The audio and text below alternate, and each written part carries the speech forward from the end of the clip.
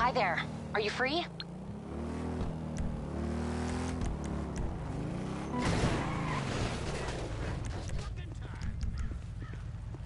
Did you see that shit?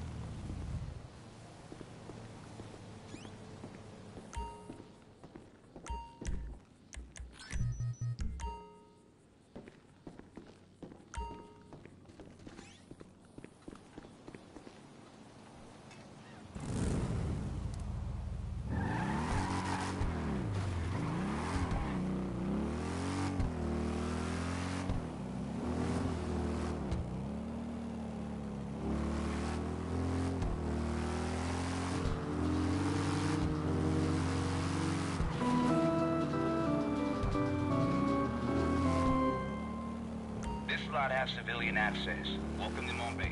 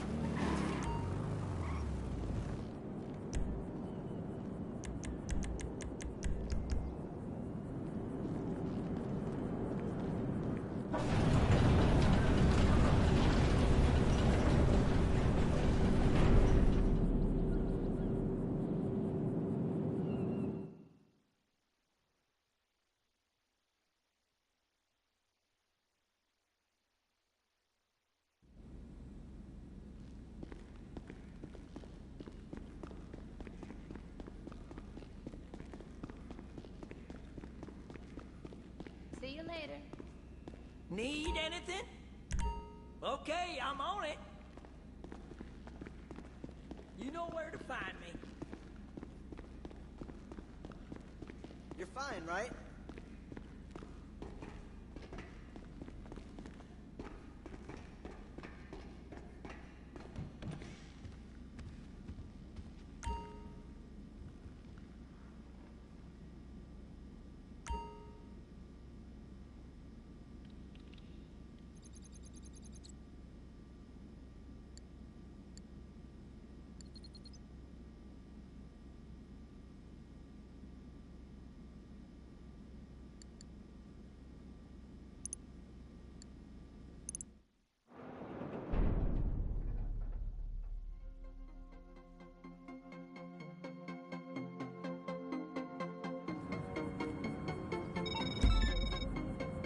All right, let's sell some of our hard-earned stolen goods.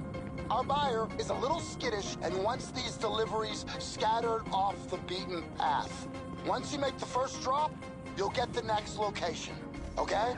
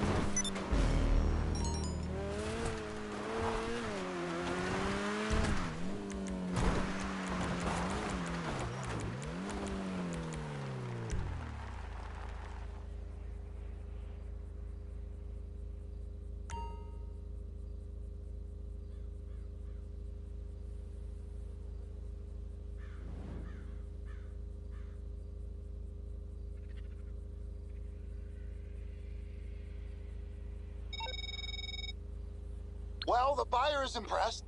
He'll be contacting us in the future. Good work.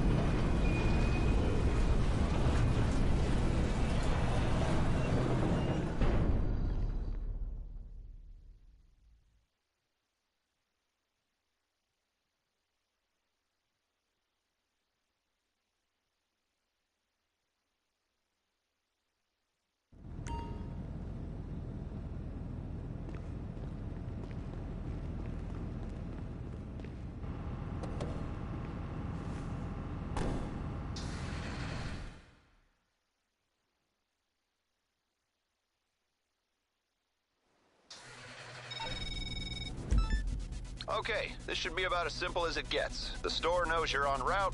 As soon as they confirm receipt of the parts, they'll release the funds. Standard disclaimers apply. In the event that you're intercepted, everyone you've ever known will deny all knowledge of your actions. I have a duty to warn you about the potential for bad actors to have tracked this shipment, blah, blah, blah, blah. You know the score.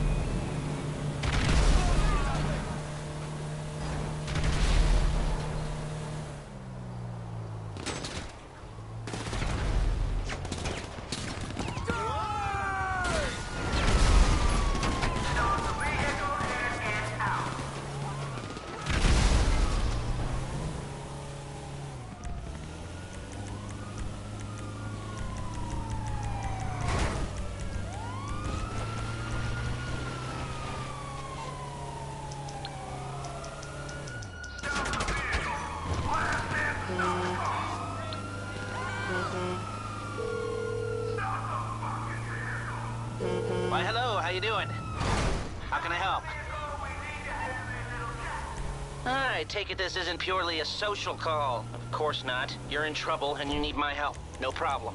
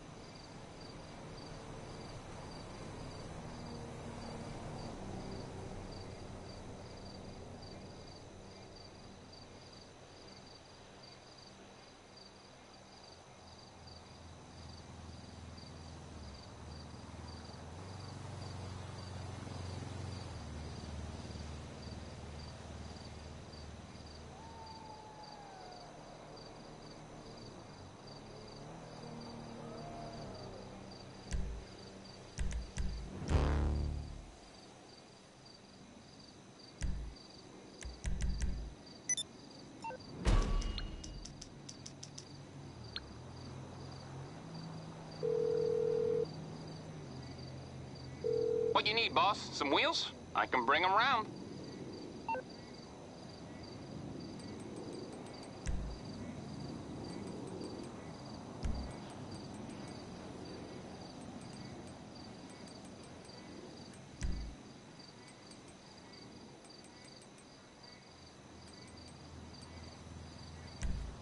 I'll bring it by. Okay, I got stuff to do.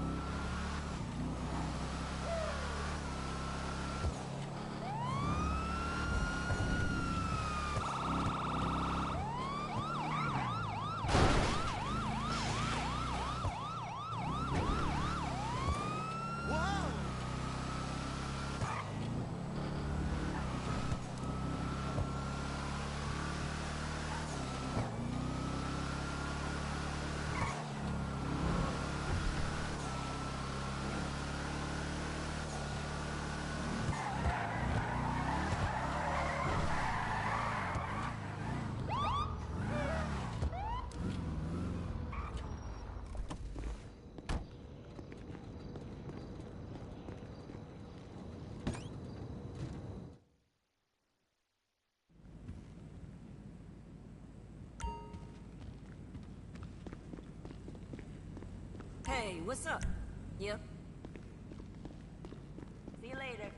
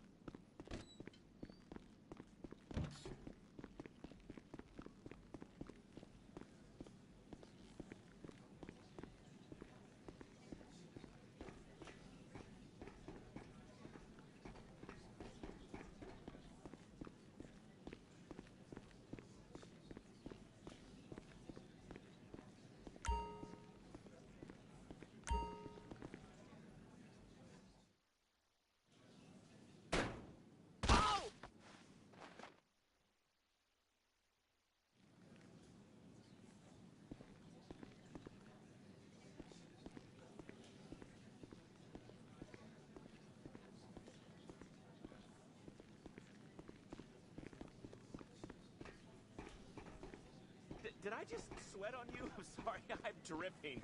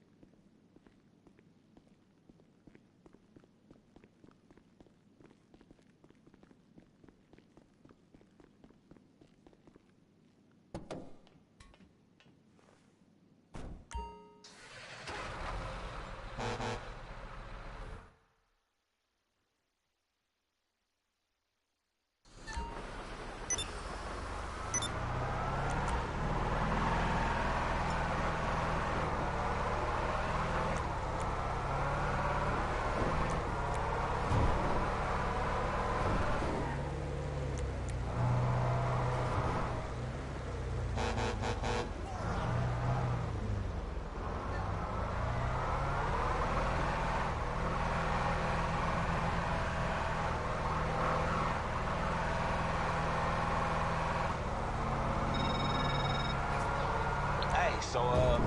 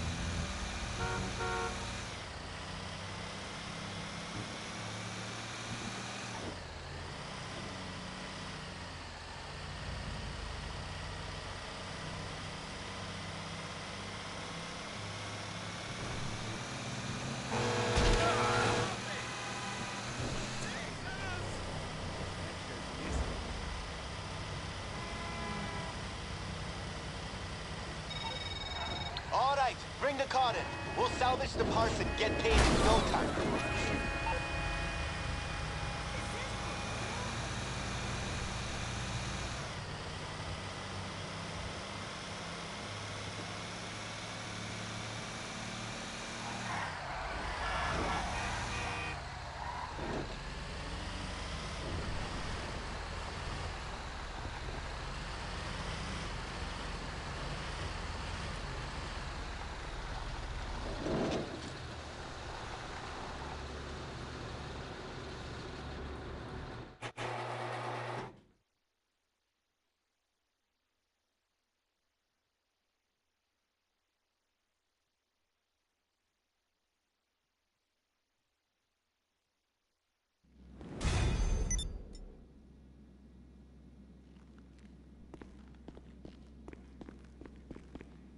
Bye.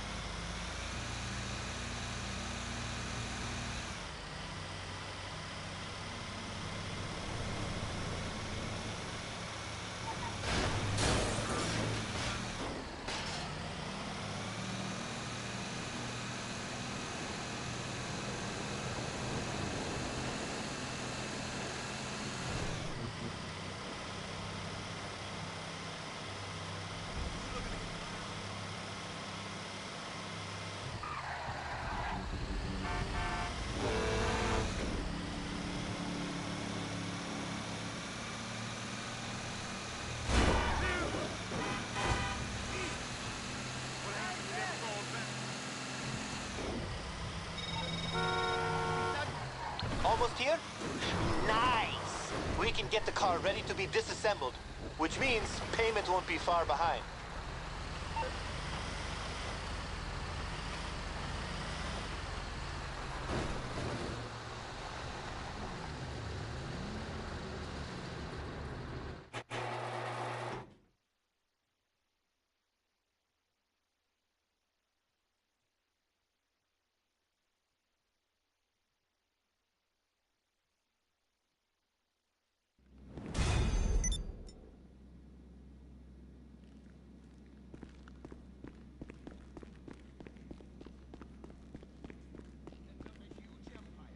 Okay, we'll strip that thing to pieces and get the deals done.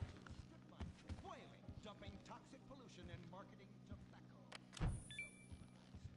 And much more interestingly, he belittled me constantly. And then he died before he could write me out of this deal. And so I became the majority shareholder in a huge multinational company. I traveled the world. I joined lots of NGOs. Catch you later.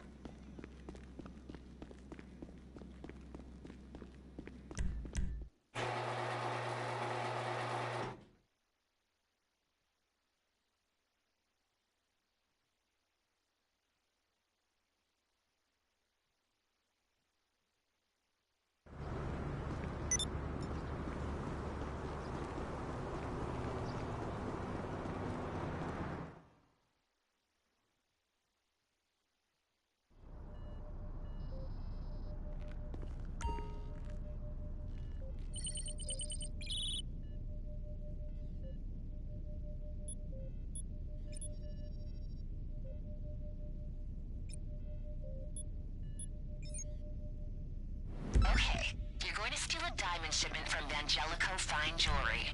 I think we can help. Get over there and put some of our technology to use. I'll talk you through it. You know what? I don't like working with other people either, but it's the only way I can do anything. You got a crew on board, this whole thing would go easier.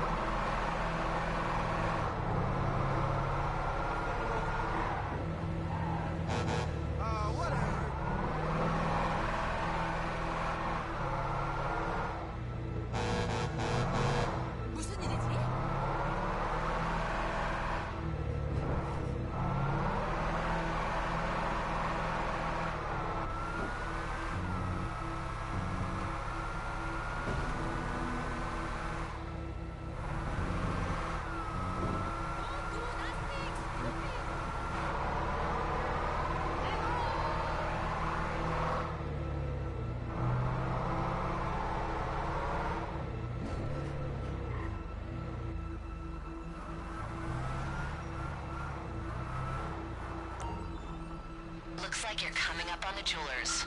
Don't rush in just yet. We're doing this calmly and methodically. Use the drone for some reconnaissance on the store, and to disable the alarm before making a move.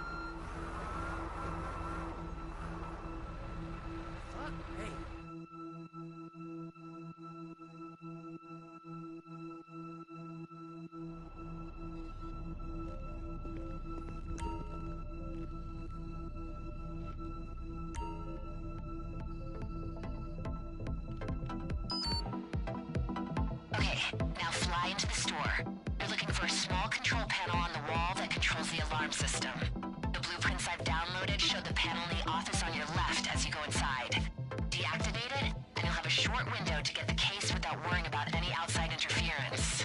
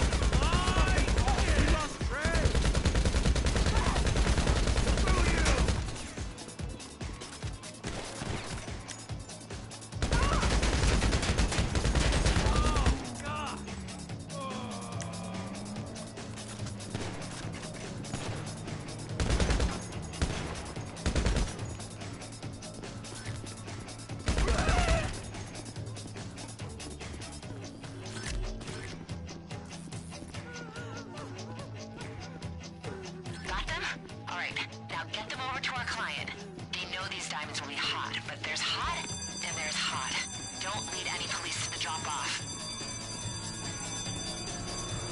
Looks like the competition can see you. I hope you can handle them.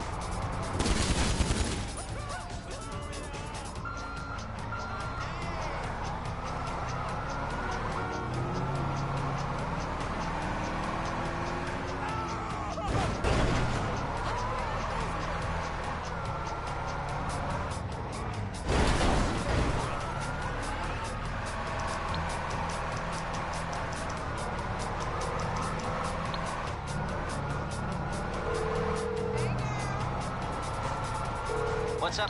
Call me back when you figured out how that brain of yours works.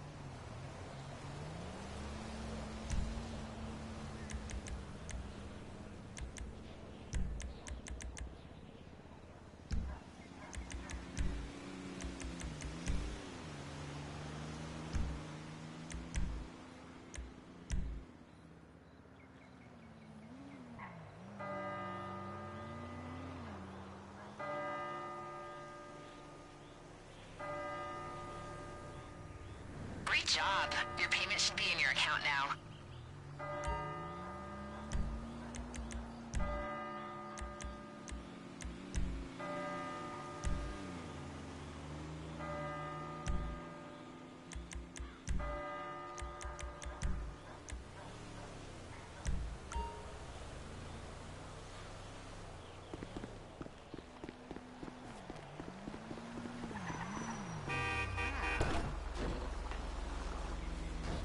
What the fuck, dude?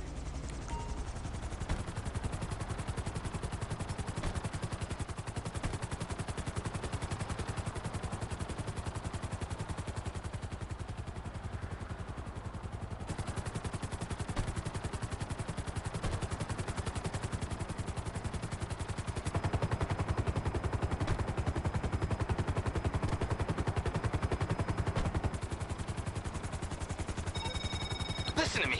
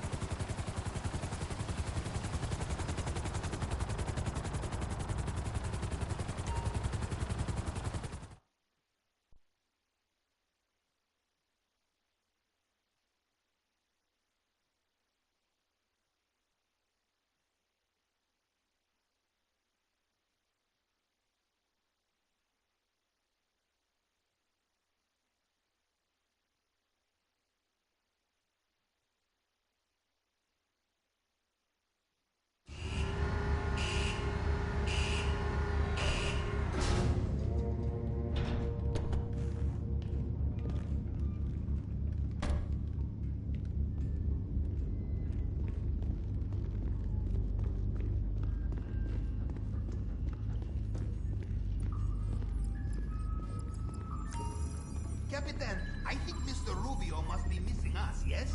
Shall we see how he is getting on?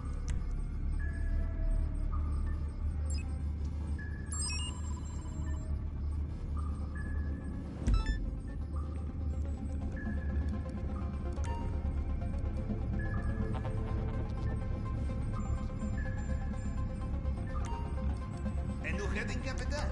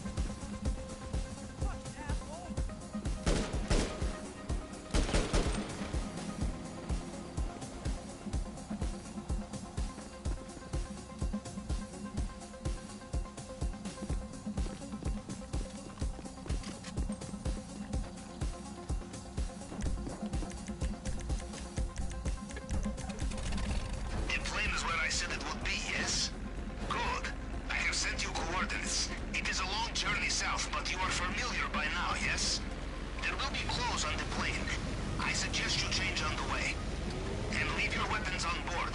After what happened to Mr. Rubio, if the guard finds you have come armed, this will end very quickly.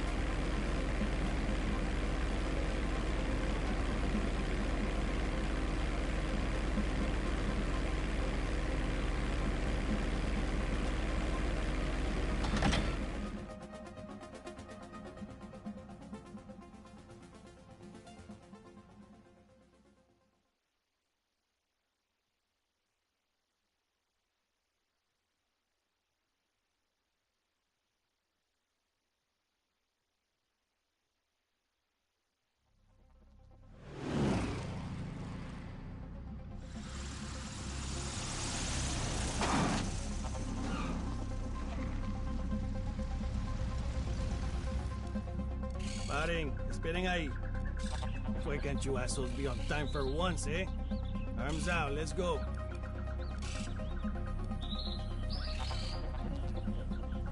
Okay, wait over there. They will bring it soon. Go on.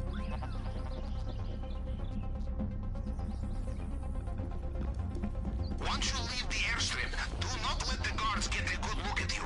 The disguise is not perfect. If they see you clearly while you're in the wrong place, they will put two and two together and make bullet, yes?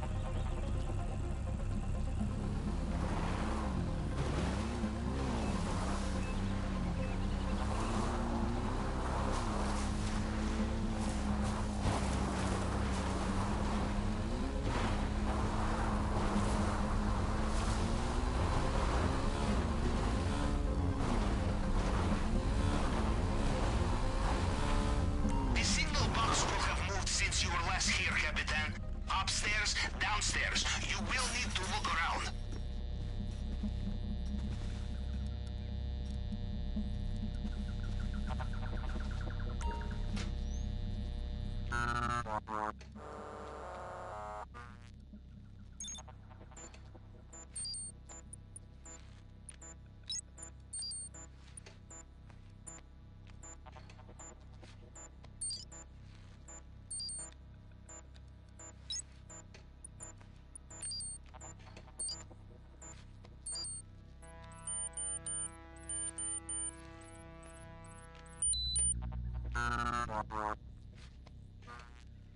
Okay, I have access. The app is on your phone. Let us take a look.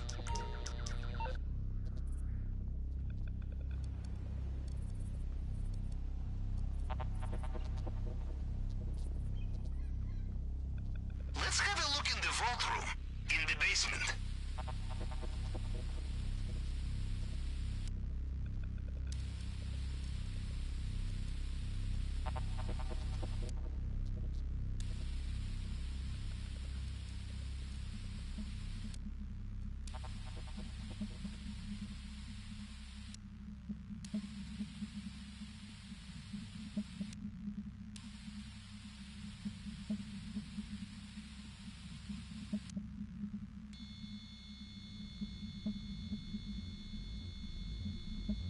Gold. Now this is worth noting down.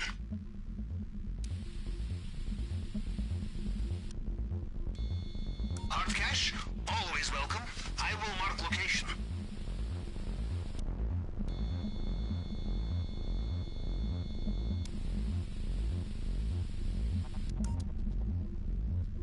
A painting. Possibly very lucrative. I will note down where it is.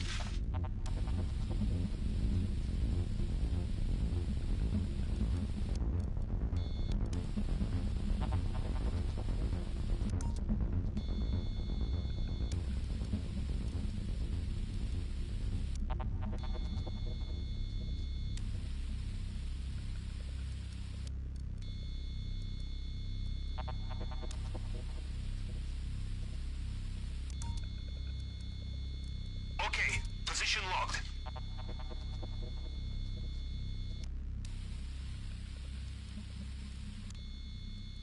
Over there, in display case. Do you see the size of this necklace? Must be worth a fortune. Let us find out exactly how much, huh?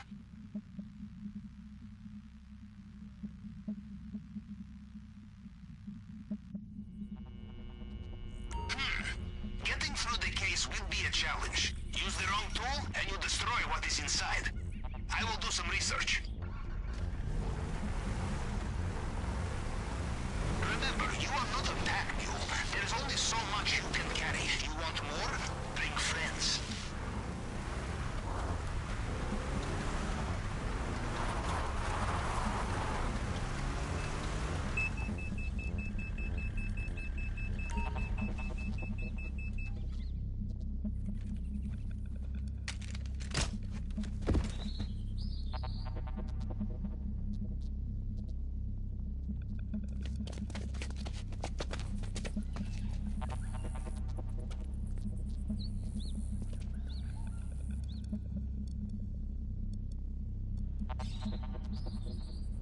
Remember, the guards think you are nothing but filthy smuggler. You break the rules too many times, they break you one time, with no need to do it again.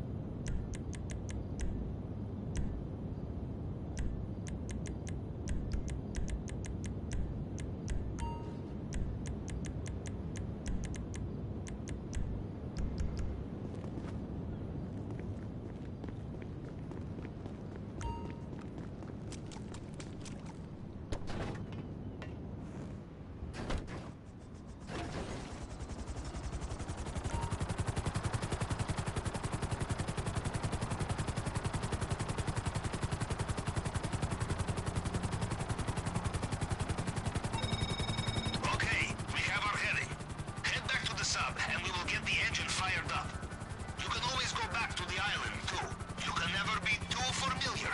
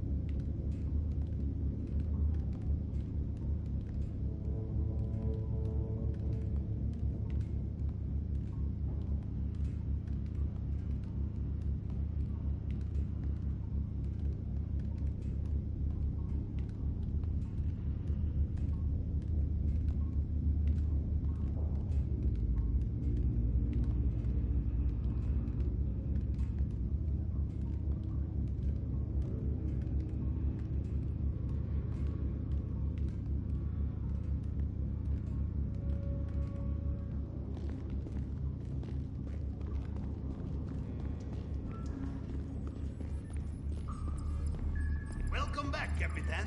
That was a master class in clandestine reconnaissance. And you have a tan, too, no? Now to business. Come over to the screen, and I will give you the tour.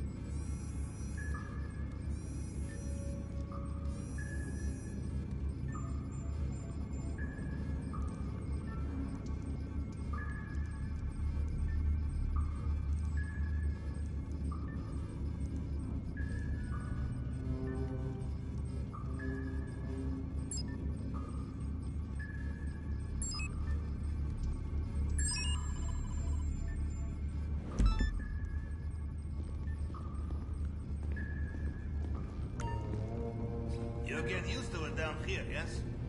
I do not even smell the smell anymore.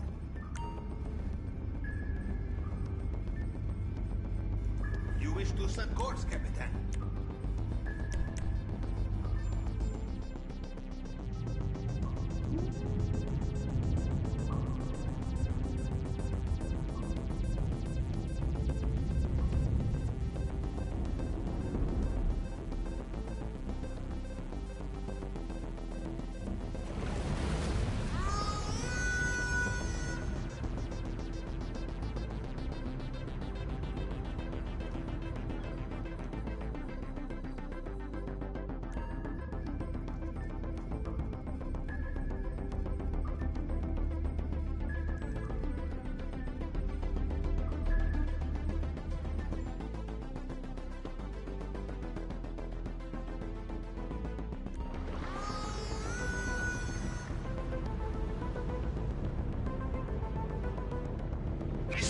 Island has extensive sonar network. If we want the submarine to get close, we will need a deflector of some kind.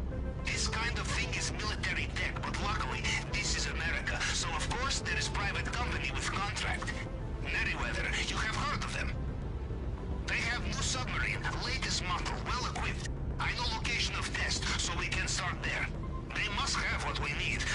see anything on sonar.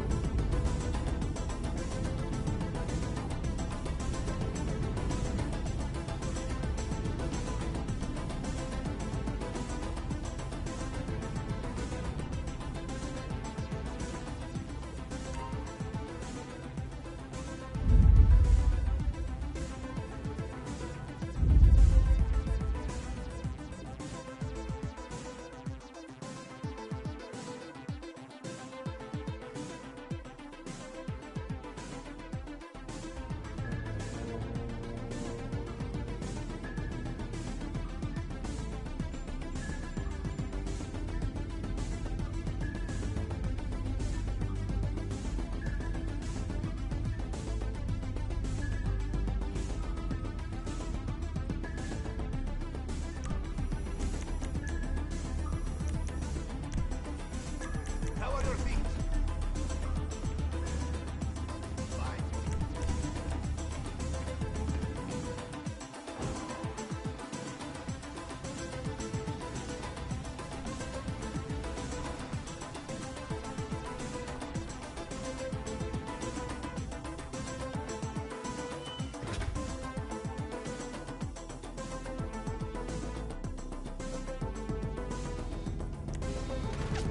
Did you make it inside? I cannot tell from sonar. This thing is impressive. It will be small enough to carry. A box of wires and switches and so on.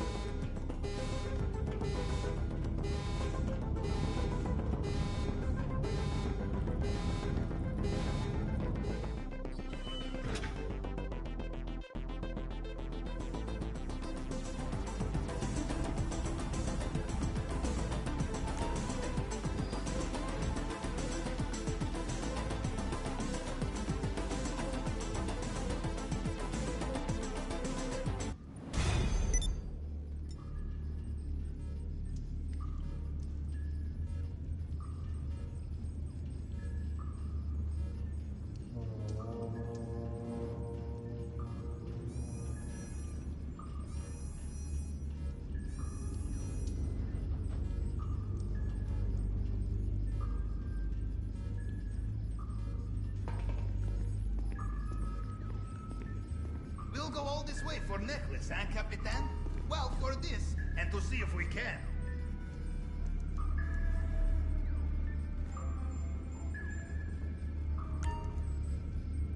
So, we are relocating, Capitan.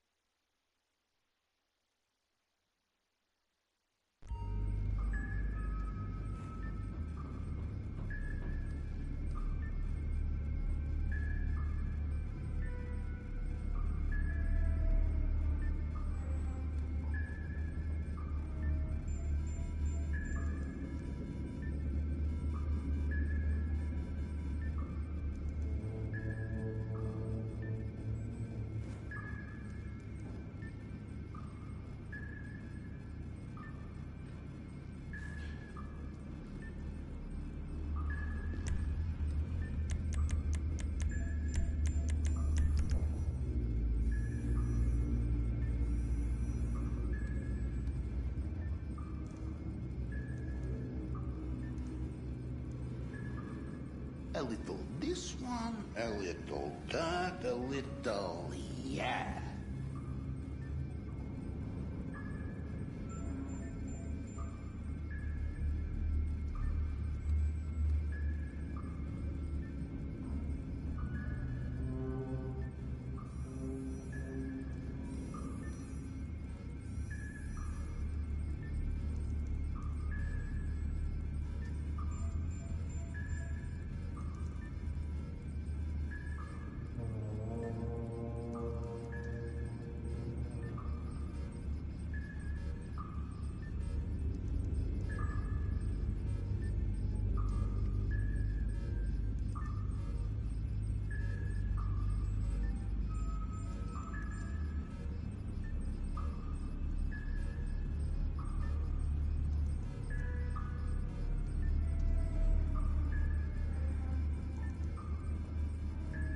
Say hello to the sunshine for me. It has been a long time. Ah, beautiful.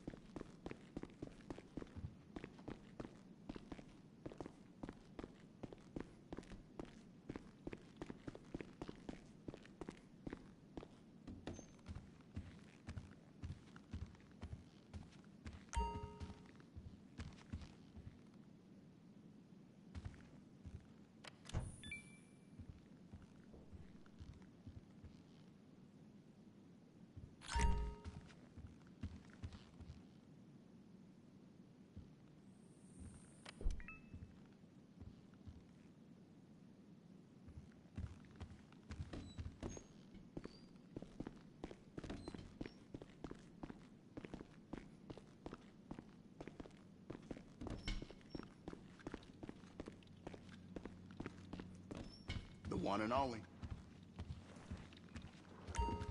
Got pretty much everything in here.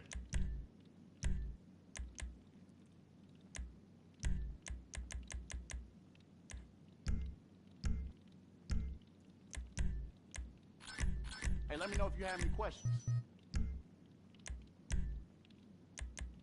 That'll light them up.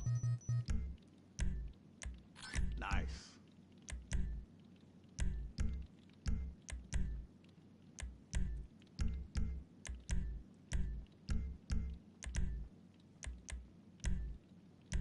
Always gotta have a mag of that. Yup. Gotta load up before you head out. Need any more?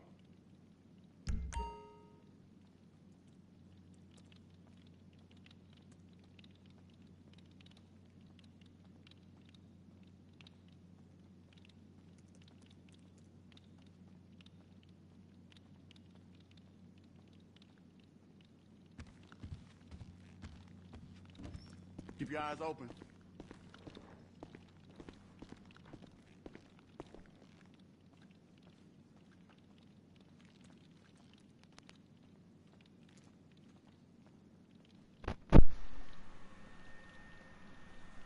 All right. Now, let's get something clear. The reason why I avoid the mic half the time is because half of you that listen to me are not from my generation. And the things that come out of my mouth, alright, offend some of you so badly, okay, that you end up needing counseling, alright, after listening to me. I don't want to be responsible for that anymore, okay? Yeah. I'm sick and tired of hearing people whine and cry. You hurt my feelings. I don't give a rat's ass. Nope. Not at all. Huh. Excuse me.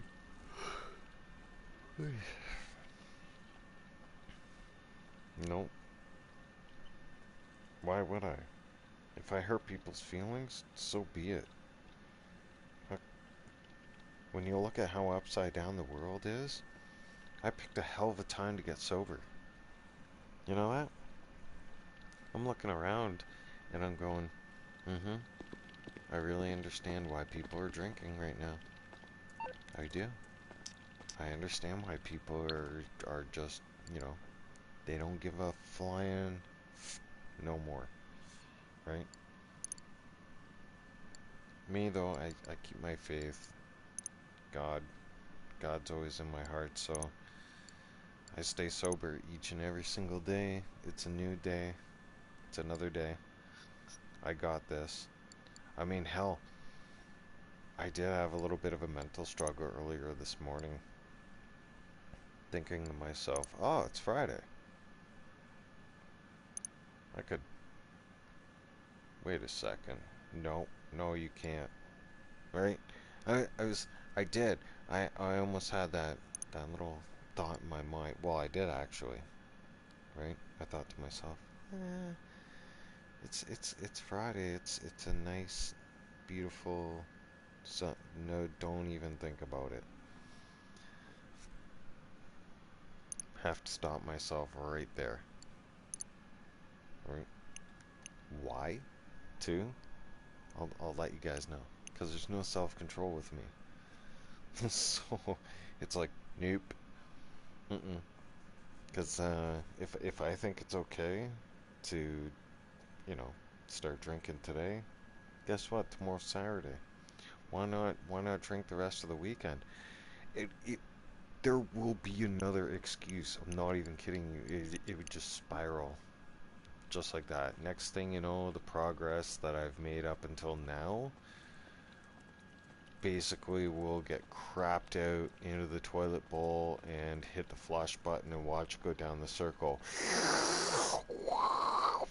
See ya. Bye-bye. Progress go down the hole. Amount of emotion towards that dog. I don't want that.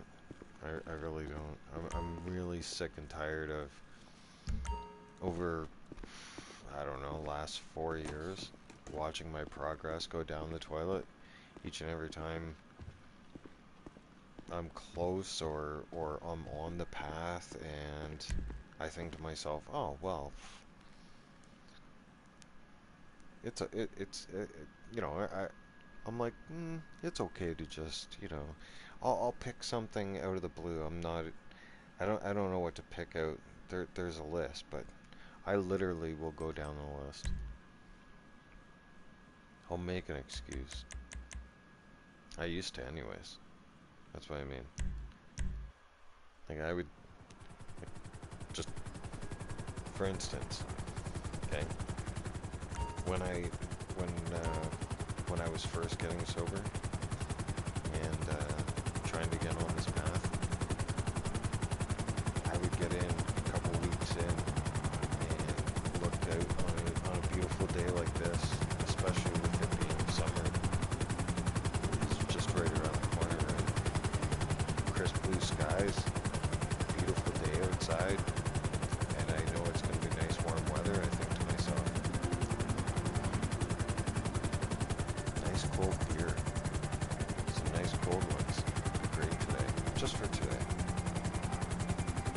And I would get weak, that's the thing. Before, I mean today I had that thought process, that's why I'm sharing that with everybody right now. That's why I thought, you know what, this is going to be better off explained if I get on the mic instead of typing it. Because typing could get taken into a different context, right? And what better way to explain it than to, you know, explain it from experience. And don't ever, if you're on a path of being sober as an alcoholic, No, I'm at work. Let's talk later. please don't ever think that you can convince yourself into not even 1 or 2 or 3 drinks, because you got to understand something. There is no self-control. You know, obviously, if you ended up having a problem and realizing that you have a problem, well, obviously alcohol is not for you. So don't sit there for 1 second thinking that you can convince yourself going, oh well, I'll just drink for today, and you know, I definitely won't drink tomorrow. Okay. Well, prime example, and I this is extreme, but prime example, that's like telling a crackhead who's smoked crack for 10 years, that's like putting the crack pipe and a rock of crack in front of the crackhead and a lighter, and then telling them don't touch it, and then walk away from them.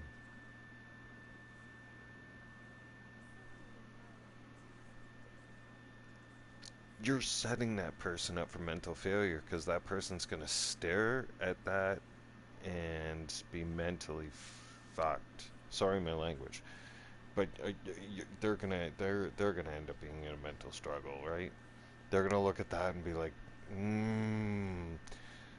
they're not gonna want to touch it, and especially if they're sober, and then they're gonna stare at it, and that's basically that's what it is. It's like I can't surround myself around like a party full of alcohol. I wouldn't be able to. It wouldn't be for me. Right? I'd have to stay far away from it. Anybody who's drinking or anything like that. If I smelled alcohol, probably I'd have to walk away from it. You know, I don't have it anywhere in my house at all. Period. Not even wine. Nada. Zip. Because that, I've learned that on my own. That's why I share that with you guys. And as it's a learning strategy, you know. When you struggle with something like that, you can't. And that's like putting a $100 bill in front of somebody and saying, "Don't touch it. Don't touch the $100 bill." Right? That's money, of course. As soon as you turn your back, they're going to touch that. Right? Don't set yourself up for failure, and don't convince yourself that it's okay to do something like that. I'll share those struggles. Anybody who's struggling with those things too, share it with me. Talk it out with me. Right? I don't mind. Sharing my experience, what I'm going through.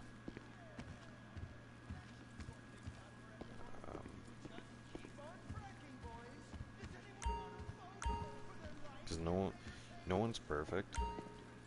You're definitely not going to be perfect, and getting sober, you're going to have your relapses.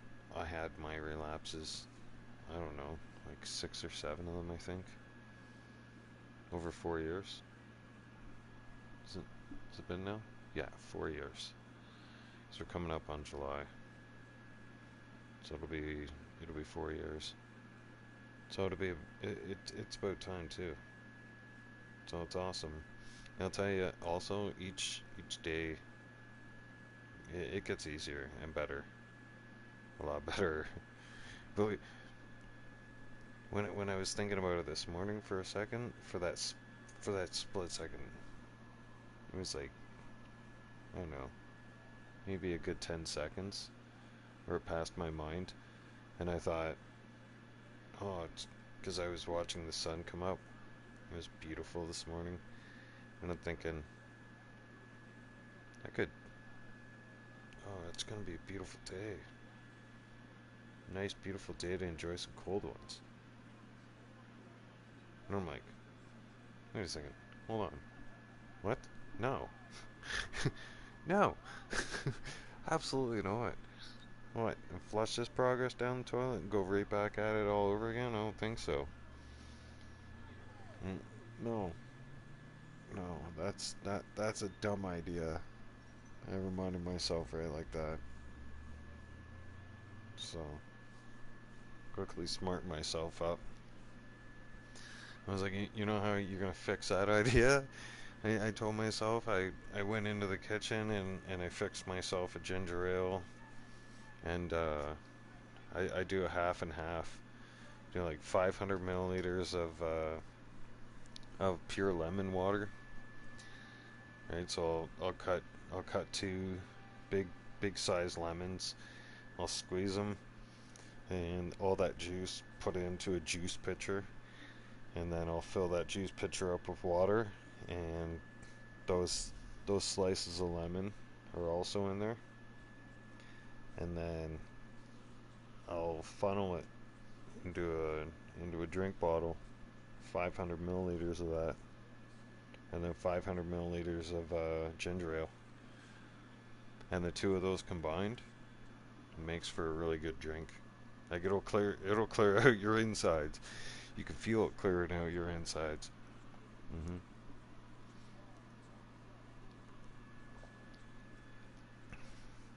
But this and iced tea, and it'll turn you off from wanting to drink. Yeah, especially with that lemon water being as potent as it is. It's just like it hits you like it barks at you. It does. It's like right in your face. So that's my advice. I don't know how I got sidetracked there, but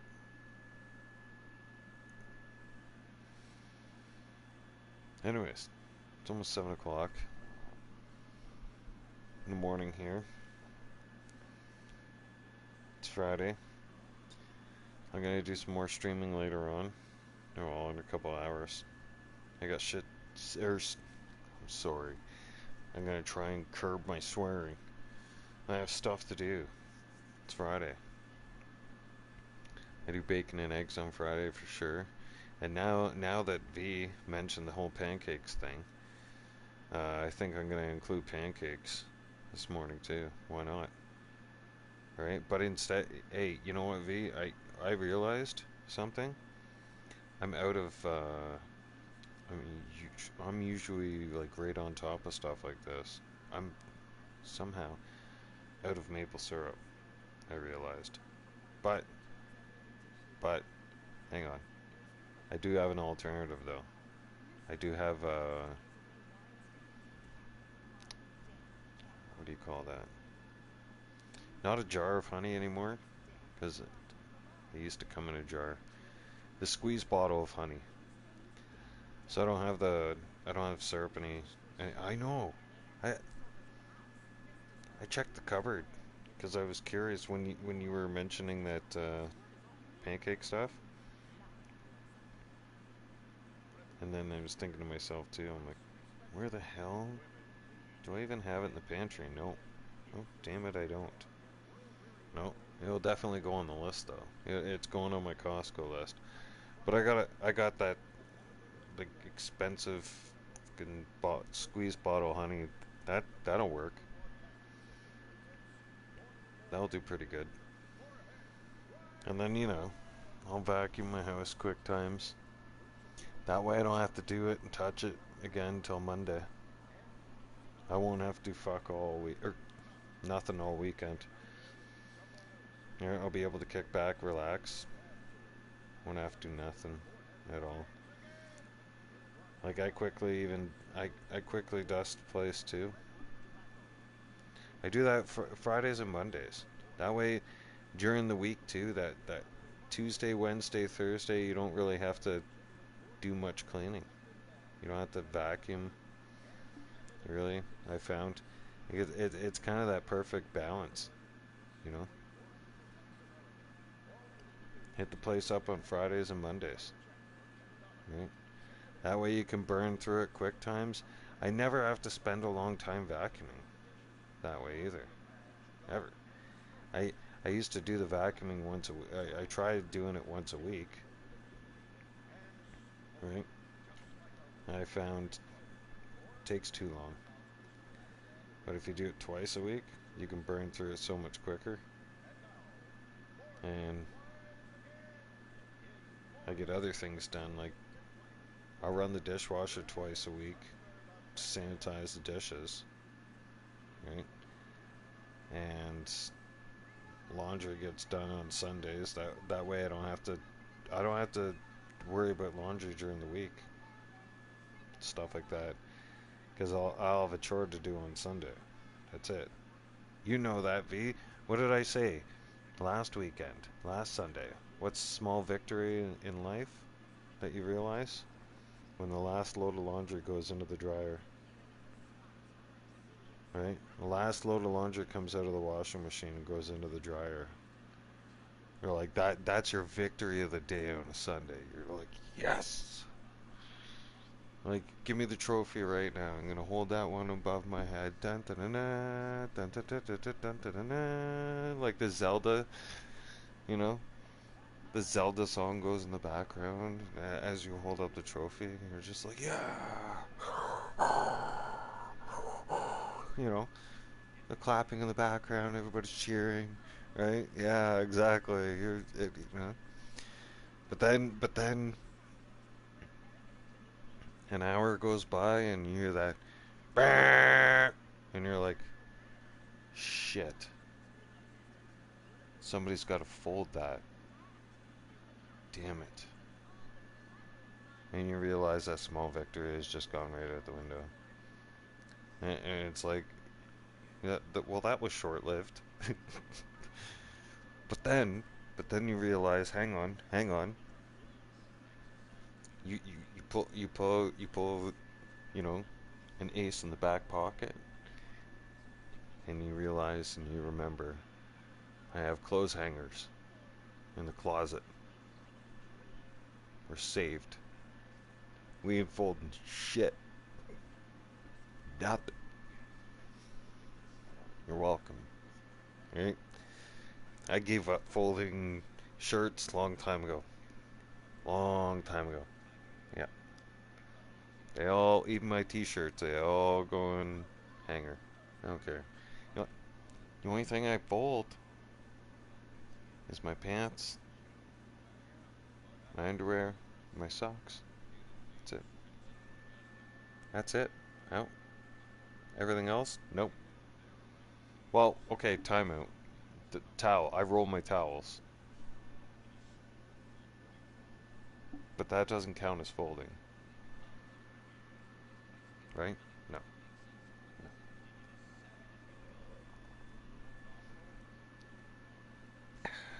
No more coffee. That's 2 coffees done.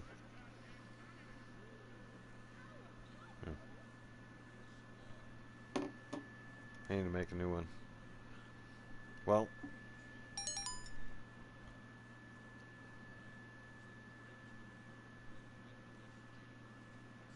thank you for letting me entertain you all on a Friday morning. For now, anyways. Like I said, I'm gonna go and make some breakfast, do some things around the house. Believe me, I'm staying sober, right?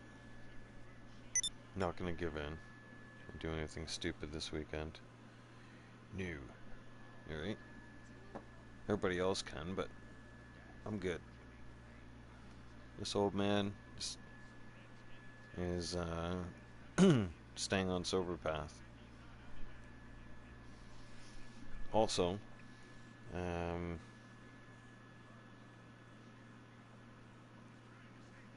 was thinking of doing like bringing on a different game later on today. I'm not sure 100%. Might do like a Star Wars thing. Yeah.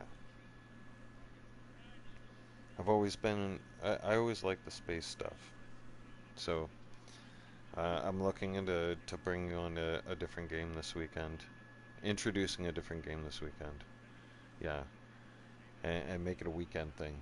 Like a Friday, Saturday, Sunday type thing. So if I do the Star Wars series, like I'm thinking of doing, spoiler alert, it would be a Friday, Saturday, Sunday thing, and not during the week. During the week would be like GTA still and hockey kind of thing, and I would leave Star Wars to the weekends. Is that was a thing when I was growing up. Star Wars was on weekends. I don't know about you, V. Do you remember growing up watching TV? Like when we had to turn the dial? Remember those days? Like those are the days I'm talking. Right? On like a Saturday, Star Wars, there would be a new Star Wars episode that would come out. And yeah. Certain TV shows would only be on weekends. That's it. You wouldn't get them during the week. And if you missed it at a certain time, well, you were shit out of luck. Yeah. The only way you were gonna catch up on that episode is if you were lucky enough that. Yeah. I remember when we only had 4 channels. I remember when we graduated to color TV. We had 13-inch color TV in the house. That was the very first TV that we had. That was color TV. And we had changed channels with 2 dials that were on that TV. Well, yeah, those 2 big dials, and then, you know, you had your brightness and the contrast down below, and then the volume on and off, right? That one little speaker. Yeah. And you were only allowed to touch it if you were told to change channel. That's it.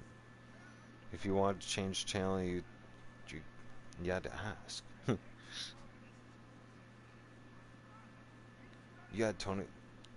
Dude, we didn't get a 25-inch until I was a little older, and then I got the 13-inch. And that 13-inch, I had that sucker until almost high school. Till one time I took my church, or took my allowance, and remember, church would have those Sunday sales, or like once a month sometimes. They'd have like well, they're their version of a garage sale, right? And everybody, you could set up in the church gym, and like set up table. You could bring items and whatnot, and sell items, and then donate a little bit back to the church, and keep a little bit for yourself as well.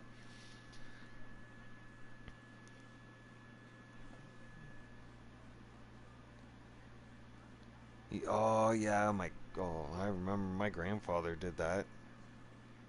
He did that to a white Westinghouse black and white TV.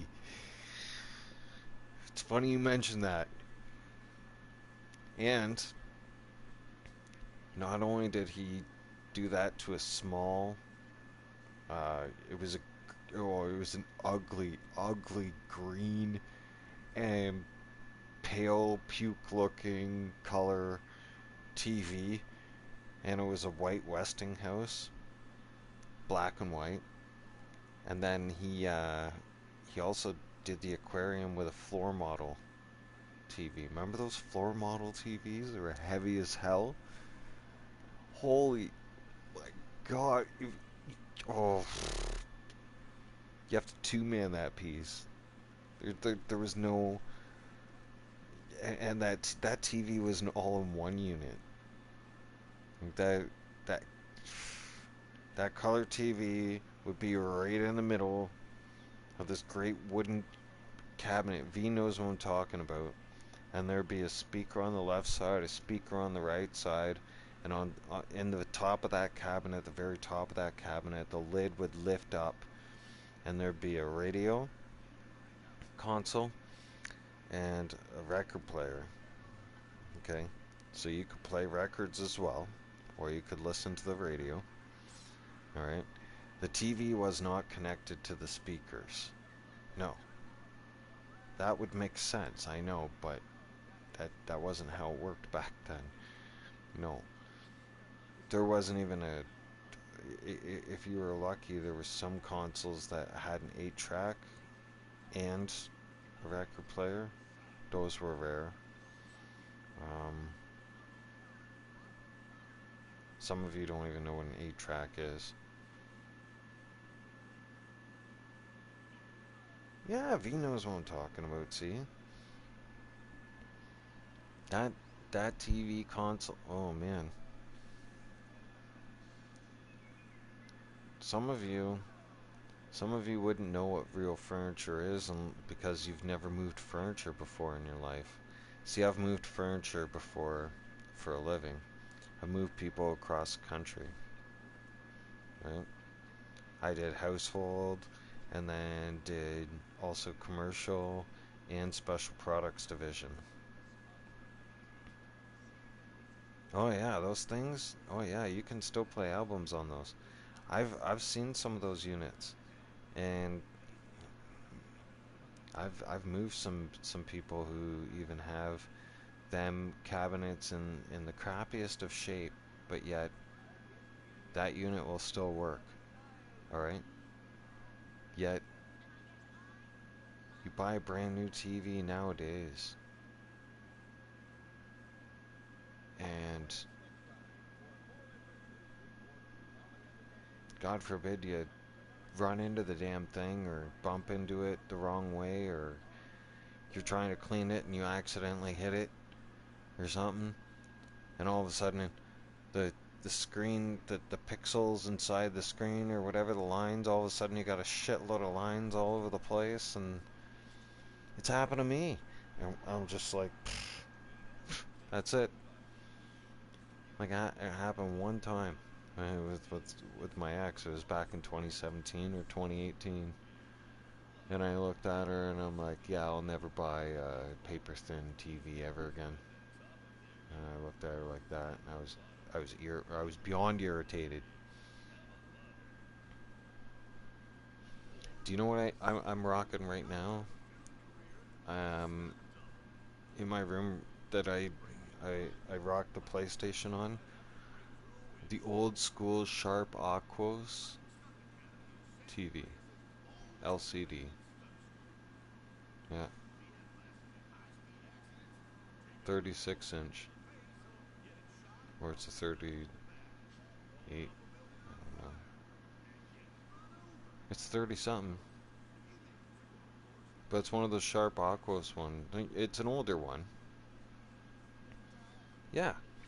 But I mean, this thing is one of the most reliable units on the market. You know that.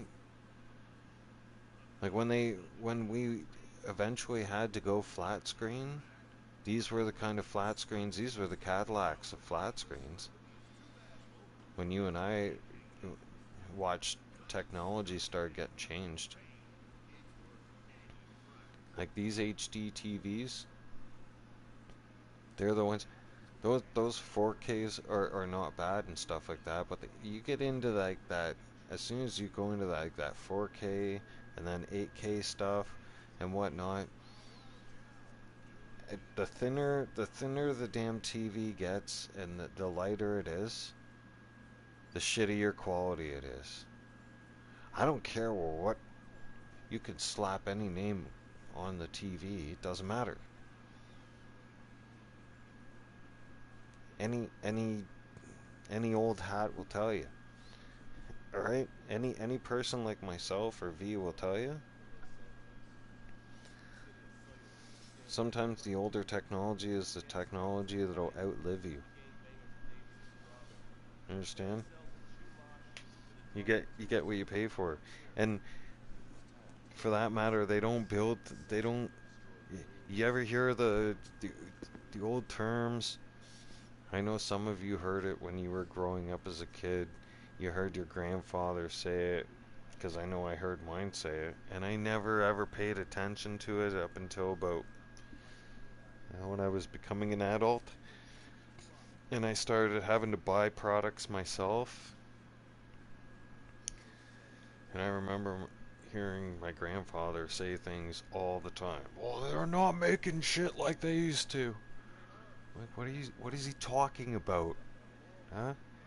What the hell is he talking about? He's like, and I remember, like, as a kid, hearing that. Can you believe this shit? They're not making it like they used to. Right? He'd be mad about something. He'd be complaining at my grandmother about something. And I'd have no clue what he was talking about. But now, as I'm growing up as an adult, there's some things, quality of things I look at, and I'm just like, yeah, they're not making things like they used to. They're basically putting things together, slapping it together like a plastic lunchbox. Right? Look at the cookie cutter homes. Okay? My ex, for crying out loud. She was all gung-ho about wanting to move into the suburbs and buy one of those brand new houses and stuff like that. Her and I used to argue back and forth. Just like the cars, exactly. Her and I used to argue back and forth. I'm like, listen. I'm like, I move people for a living. I've moved people in all different kinds of buildings, houses, you name it, I told her. I'm like, those brand new houses are built like shit. I'm like, I'm not investing my money in that. Because it's shit quality. Like, the house is not gonna last, man. You'd be lucky if that house lasts 50 years. Like, it's built out of crap material. Like, you look at a wartime house from the wartime era. Alright? The older houses. Any of the houses that were built in like the early 1900s, the 1920s, the 50s, the 60s. Those houses are solid. Like solid. Solid. Sure, the wiring inside needs to be recoded and done, right? But I mean, those houses are solid. Those houses will be around. Those houses have outlived your grandparents. Okay, and they built those houses. You know what I'm saying? And V's the same thing with the cars. Yeah.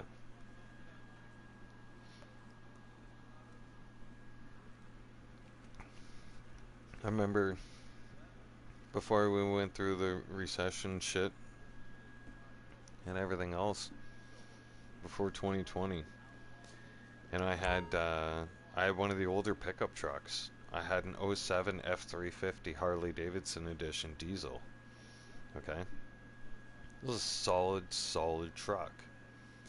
I remember some of the younger guys at work laughing at me because they have like these newer trucks, right? They had like, at the time they had these 2016s, right? And brand new. Laughing at my truck, like my truck looked brand new, but they're like, oh, that thing looks old, right? Like it's an older truck and stuff like that, laughing at me. And I looked at those guys. At the time I was smoking, right? I haven't smoked now months.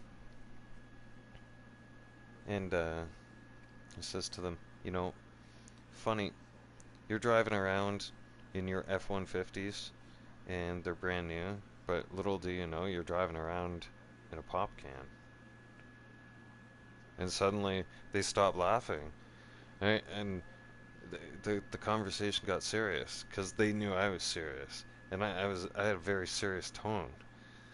And you know, we're drivers, and these guys are just coming up as truck drivers, right? They're like still new, and I've been around the block, right? I'm second generation, and I've got reputation around there and whatnot. And they're like, what are you talking about? And I said, well, look at for instance, boys, right? I'm like, say you're driving down the road at a high rate of speed, okay?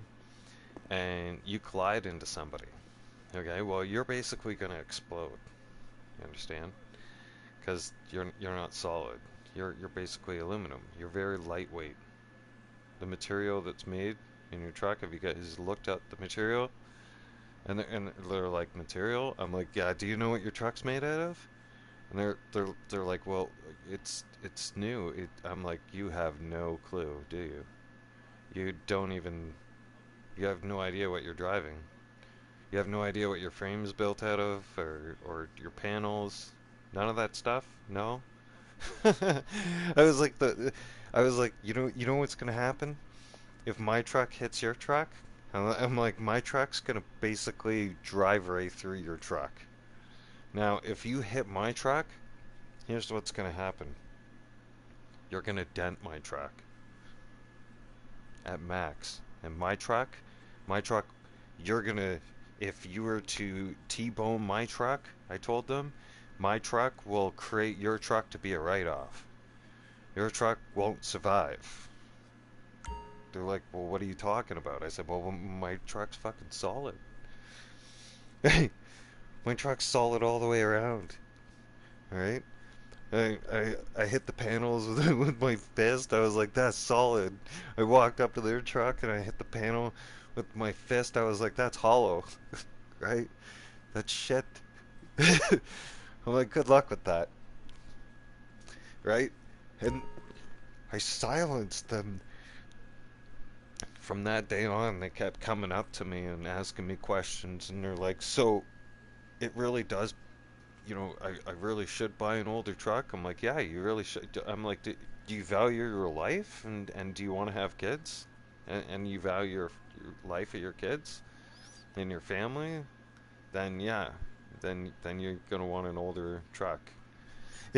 You're gonna, and that goes with SUVs as well, right? Like, just because they say it's fuel efficient and everything else, and they, you know, they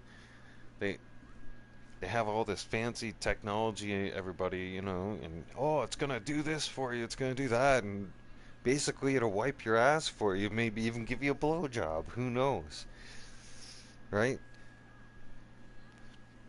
Don't trust it. All that technology is crap, okay? I mean, look at the death rates. And the other scary thing is, they're trying to take. I know I'm going off on a little bit of a rant here, but really quick, here's the other thing. People are sitting there going, "Oh, it's better for the environment if we go EV and if we go electric." I'll give you a real quick download on my opinion on that. As a professional driver, as a retired professional driver, that just makes the vehicles heavier. So now the idiots who don't have driving experience now, as it is, who are driving like morons with gasoline vehicles, you're gonna give those unregulated lunatics a fucking heavy vehicle that's battery powered that they're not gonna have control over, and they're just gonna kill more people. Like, the death rate's gonna go sky high. Like, a lot of us professional truck drivers won't even, the lucky people like myself and a few other people who are lucky enough to be retired, and I do say lucky enough because some of you sit there and go, "Oh, well, retirement, it sounds great." Yeah, it's got its ups and downs. But I'll tell you something, I would never ever go back on the road. No. And some people, they say to me, "Oh, don't you miss driving? Don't you miss having wheels?" No. No. I got wheels, but I don't drive nowheres. I basically, like, I have to be forced. It has to be an absolute necessity for me to have to leave on wheels. I'm not even kidding you. I have no desire to get behind the wheel and go out and drive anywhere. I look at it as a chore. Even just to go to the doctors, I'm like, holy fuck, are you kidding me right now? Like, I don't want to go.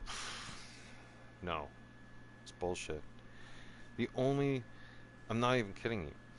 The only time I want to go on wheels anywhere, it's gonna be to go to a boat, to go to the lake, to get on that damn boat and on that houseboat and disappear on the lake for a week or two and go fishing. Leave me the hell alone. That's it.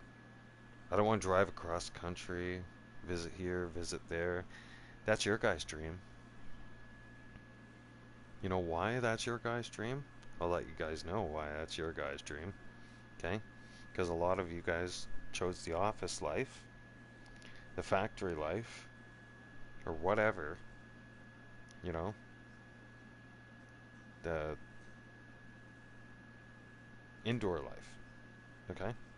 Those of us who chose the transportation career, okay, and drove for our whole lives, want nothing to do with the road. We look at that shit and we're like, yeah, enjoy that. We don't like it. There's no patience for it. I got no patience left for driving. I don't. I know that. I literally have zero patience left. I've given all my patience all over many, many years. There's none left to give. None. I've literally seen and done it all. I don't want to see it anymore. Ever. Nope. I can honestly say flying is actually safer. And I hate flying. Flying scares the shit out of me. Yeah. I flew to the Philippines and back. Right? Well, I've been to Japan as well, but I mean, after driving truck for as many years and seeing all the shit, yeah, I'd fly any day. Mm-hmm. Yeah. And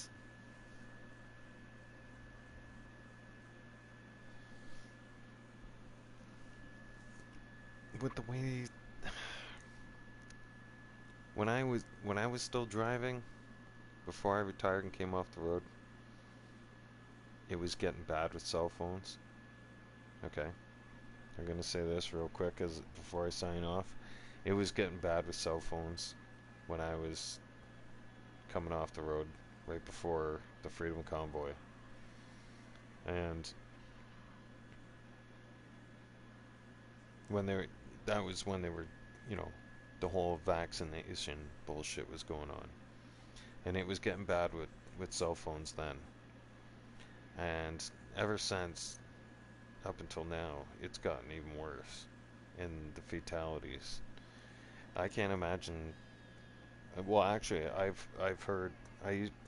When I was still on Facebook last year, I was hearing some of the drivers that I used to keep in touch with, some of the U.S. drivers, and they're stressed to the max, even worse than what they used to be, because they see these kids nowadays in their early 20s and teenage kids driving around in their fucking cars. Sorry my language, but driving around in their vehicles, and every single stoplight they're at and everything else, they're constantly attached to their phone. As soon as their phone goes off, man, their instant reaction those kids have is to go right for it. As soon as that thing goes ding or anything or rings, instant, you know. When I was learning how to drive and I was a teenager, I was taught that if you touch that phone while driving, the old man told me he was going to beat the shit out of me, but I mean, he said that you don't touch that phone unless it's an absolute emergency at all. You ignore it. If it's important, they'll call you back. They'll call you later. They'll leave a message. Right? We just it was a thing. So as my generation grew up, as we grew up and started seeing more and more people started using their cell phones while driving, that's why you get conflicts. That's why you get road rage. Because you get my generation turns around and pipes up and goes like, hey, quit being stupid and pay attention to the fucking road. You know, like we weren't allowed to do that shit. Like, we get our asses kicked for doing stupid stuff like that. Like, we didn't do we know better. We literally know better. We know it can instantly take your life. Okay? Because we grew up with that stuff happening around us. Like, it was happening. It changed our generation was the one that set the rules. You know, our generation is the reason why the rules are set down, because we're the trial and error to begin with. When the cell phones were they didn't have to be plugged into the car anymore, and we could actually take them, and you know, they were small enough to put in your pocket. Well, we were like, oh, this is cool, you know, like maybe I could text and drive. Bang, smash, suddenly you're in an accident, somebody died, blah blah blah. Oh yeah, and then there was consequences and fines and you name it, and then some. People learned fast, right? And then somehow Generation Idiot, I don't even want to call it Gen Z. You can't call it Gen Z. You got to call it Gen I. Gen Idiot. Or, I mean, if Red Foreman was around, I mean, they'd really get offended, right? bring back that 70s show, we could call it Gen D, Generation Dumbass, right? Because that's what they are, Generation Dumbass, right? Bunch of dumbasses running around. They can't do math on demand. They can't spell on demand, right? They can't do creative writing. Like V, you want to hear a good one? Okay. It was somebody's. I forget. The person's name will come to me, but I heard it online. But it was facts too. It was a comedian that was going on a rant. It was a female too, and she's like, "You have no idea." She's like, "We could cripple this entire generation," and they were laughing, but she's like, "No." She's like, "I'm dead serious, right?" Yeah. They can Google on demand, exactly. Yeah, she's like, I could cripple this entire generation. She's like, my generation? She's like, we could cripple all of you right now. She's like, if we went back to driving manual transmission vehicles, and if we wrote in cursive writing, you'd be screwed. And they were like, and the crowd went silent, and she's like, see? She's like, most of you don't even know what cursive writing is. She starts laughing. She's like, and V, it's funny how you say, she's like, you might as well Google that. She's like, you might as well get out your phone right now and Google that. What's cursive writing? She's like, she's like, my generation could turn around and write in cursive writing, and we could create code on how we're going to take down your generation. We could pass the note right in front of your face, and you wouldn't even know what's going on. You wouldn't be able to read it. You'd think it's a whole new language. It's true. It's so true. I had a note once. I wrote a note. I had to handwrite something. Well, I had to write a note for something. I forget what it was. It was for work. And I wrote it. I gave it to dispatch. It was a younger dispatcher at the time. I gave it to them, and they're like, hey,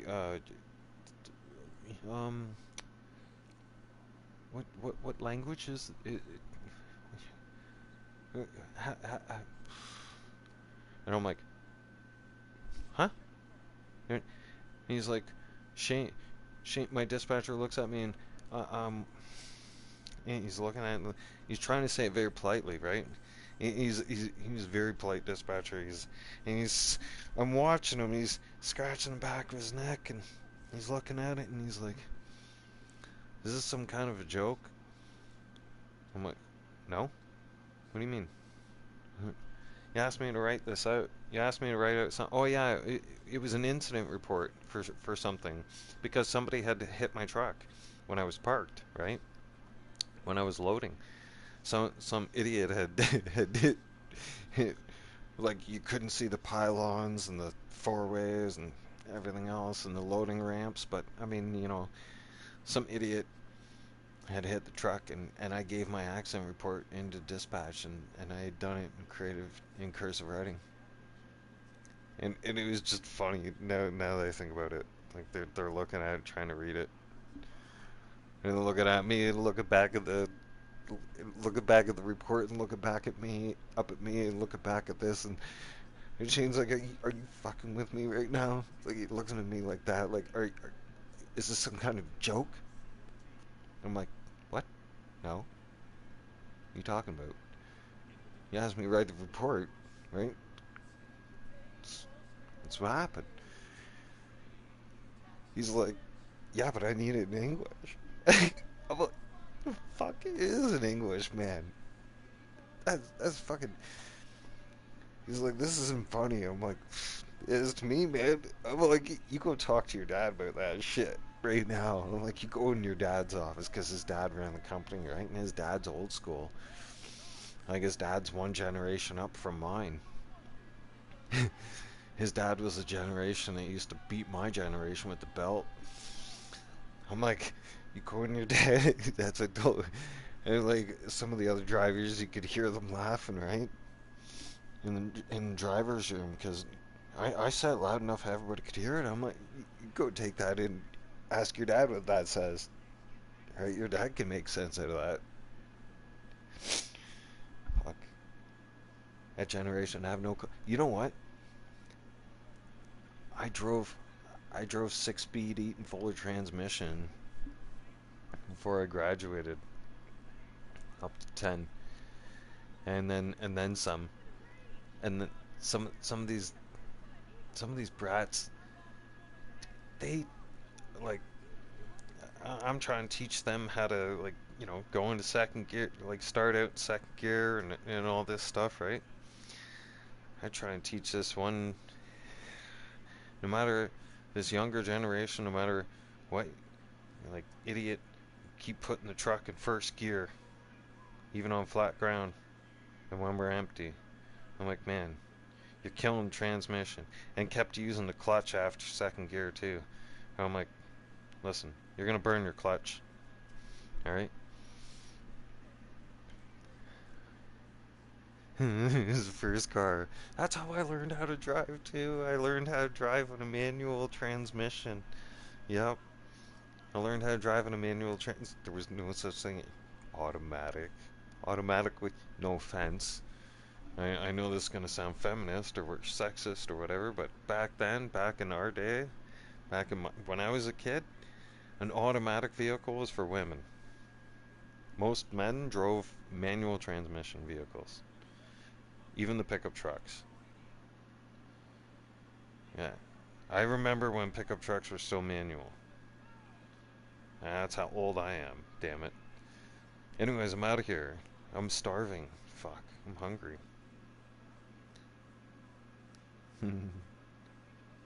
Yeah.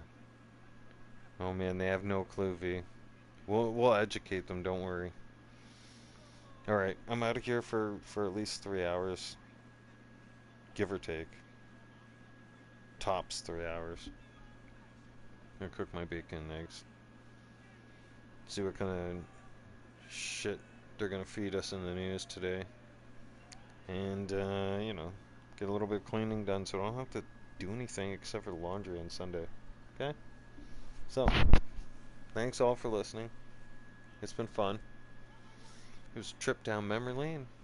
Gonna go make coffee number 3, everybody. I'm out of here. Go make some food too. Alright? I'll catch you all in the next live stream in a few hours. Alright? Take care of each other. Stay safe. God bless. V. Don't do anything I wouldn't do. Alright, I'm out of here. Later.